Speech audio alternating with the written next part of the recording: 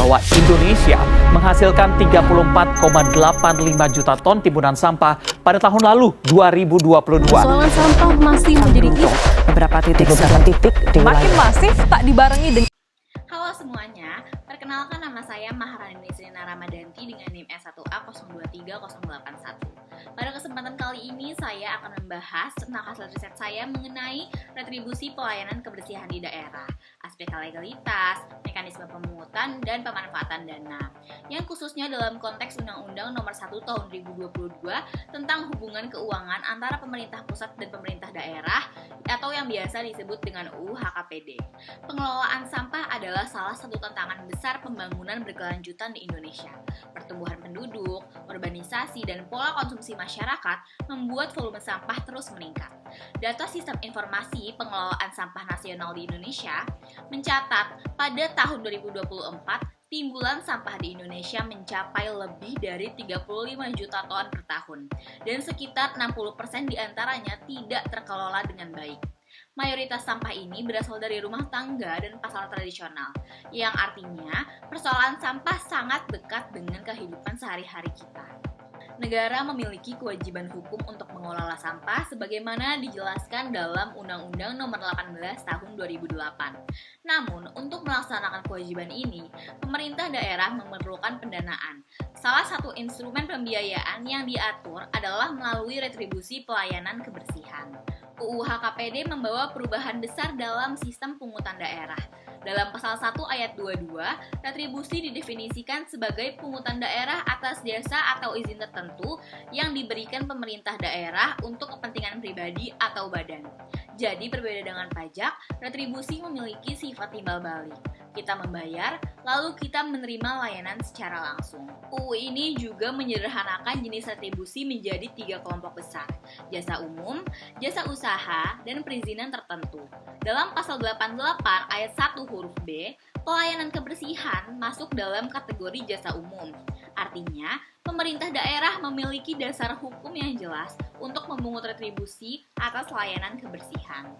UU ini juga menyederhanakan jenis retribusi menjadi 3 kelompok besar: jasa umum, jasa usaha, dan perizinan tertentu. Dalam pasal 88 ayat 1 huruf B, pelayanan kebersihan masuk ke dalam jasa umum. Artinya, pemerintah daerah memiliki dasar hukum yang jelas untuk memungut retribusi atas layanan kebersihan. Yang menariknya, pasal 90-93 mengatur lebih detail tentang tarif retribusi. Pasal 90 menekankan bahwa besaran retribusi dihitung dari perkalian antara tingkat penggunaan jasa dan tarif yang berlaku. Pasal 91 kemudian menjelaskan, tingkat penggunaan jasa adalah jumlah layanan yang digunakan yang menjadi dasar alokasi biaya bagi pemerintah daerah. Selanjutnya, pasal 92 memberi fleksibilitas tarif, apakah seragam atau berbeda sesuai golongan, dan pasal 93 mewajibkan peninjauan tarif setiap 3 tahun agar tetap relevan dengan inflasi dan kondisi ekonomi. Dengan aturan ini, paradigma retribusi bergeser. Jika sebelumnya sering dianggap sebagai alat maksimisasi pendapatan, kini harus menjadi instrumen pemulihan biaya layanan. Pemerintah daerah wajib menunjukkan bahwa tarif yang ditetapkan sebanding dengan biaya real penyelenggaraan layanan kebersihan. Sayangnya, implementasi di lapangan belum seindah kerangka hukumnya. Banyak daerah masih menghadapi kesenjangan besar antara teori dan praktik. Contohnya di Kota Manado, efektivitas penerimaan retribusi terus menurun. Dari 86% pada 2017 menjadi hanya 73% di 2019. Lalu di Kabupaten Majene, efektivitasnya fluktuatif, kadang hanya sekitar 65%. Bahkan di Kabupaten Poso, realisasi penerimaan pada 2018 hanya 24% dari target, yang praktis tidak memberi kontribusi berarti pada pendapatan asli daerah. Kegagalan ini dipengaruhi oleh beberapa faktor. Pertama, kendala struktural dan institusional. Misalnya metode pemungutan yang masih manual, door to door, sehingga boros tenaga, rawan kebocoran, dan tidak efisien. Kedua, kendala administratif seperti sosialisasi aturan yang minim, sehingga masyarakat kurang memahami kewajibannya. Dan ketiga, kendala sosial ekonomi, yaitu rendahnya kesadaran masyarakat, ketidakpercayaan pada pengelolaan dana, serta kondisi ekonomi yang membuat sebagian warga enggan membayar. Kendala-kendala yang sudah saya sebutkan tadi akhirnya membentuk sebuah siklus negatif. Rendahnya penerimaan membuat anggaran kebersihan terbatas. Akibatnya, pelayanan yang diberikan pun buruk. Misalnya, pengangkutan sampah yang tidak teratur karena armada terbatas. Ketika masyarakat melihat pelayanan buruk, mereka semakin enggan membayar retribusi. Hasilnya, penerimaan kembali rendah dan siklus ini terus berulang. Fenomena ini memunculkan defisit legitimasi. Secara hukum, pemerintah memang berhak memungut retribusi, tetapi secara moral dan sosial, legitimasinya runtuh ketika masyarakat merasa tidak mendapat imbalan yang layak dari pembayaran yang dilakukan. Untuk keluar dari lingkaran ini, ada 3 langkah utama yang bisa ditempuh. Pertama, reformasi mekanisme pemungutan. Digitalisasi pembayaran harus segera diterapkan, misalnya dengan virtual account, integrasi dengan tagihan listrik atau air, dan penggunaan kris. Digitalisasi ini akan meningkatkan efisiensi, transparansi, dan akuntabilitas. Selain itu, penguatan kelembagaan juga penting, dengan melatih aparatur, membuat SOP yang jelas, dan melakukan sosialisasi kepada masyarakat.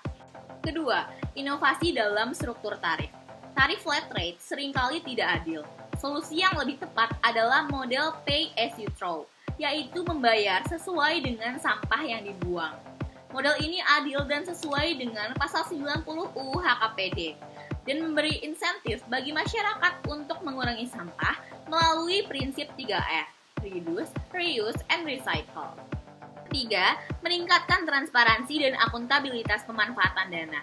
Semua penerimaan retribusi sebaiknya dialokasikan khusus untuk pengelolaan sampah. Pemerintah daerah perlu membuka laporan publik secara rutin, bisa melalui portal atau dashboard daring, sehingga masyarakat bisa melihat langsung kemana dana mereka dialokasikan atau dibelanjakan. Transparansi ini sangat penting untuk membangun kembali kepercayaan publik. Berdasarkan analisis yang sudah saya bahas, bisa dilihat bahwa UU Nomor 1 Tahun 2022 atau UU HKPD sebenarnya telah memberi landasan hukum yang kuat untuk retribusi pelayanan kebersihan. Namun, implementasinya di daerah masih menghadapi tantangan besar, mulai dari mekanisme pemungutan manual, sosialisasi yang lemah, hingga rendahnya kesadaran masyarakat. Semua faktor itu kemudian membentuk sebuah siklus negatif, yaitu penerimaan rendah, pelayanan buruk, lalu kepatuhan masyarakat ikut menurun. Nah, kuncinya adalah bagaimana kita bisa memutus siklus ini. Reformasi pemungutan lewat digitalisasi, inovasi struktur tarif yang lebih adil, serta transparansi penggunaan dana menjadi langkah yang tidak bisa ditunda lagi. Setiap rupiah dari masyarakat harus bisa kembali dalam bentuk pelayanan yang nyata dan lebih baik. Jadi, bisa disimpulkan bahwa retribusi kebersihan bukan sekedar pungutan wajib, melainkan sebuah kontrak sosial antara pemerintah daerah dan masyarakat. Bila pemungutan dilakukan modern, tarif lebih adil, dan penggunaan dana lebih transparan, maka siklus negatif bisa diputus. Kepercayaan masyarakat bisa dipulihkan dan pada akhirnya, tujuan besar yang ingin dicapai adalah terciptanya lingkungan yang bersih, sehat, dan berkelanjutan bagi semua. Sekian presentasi dari saya, kurang lebihnya mohon maaf, terima kasih. Wassalamualaikum warahmatullahi wabarakatuh.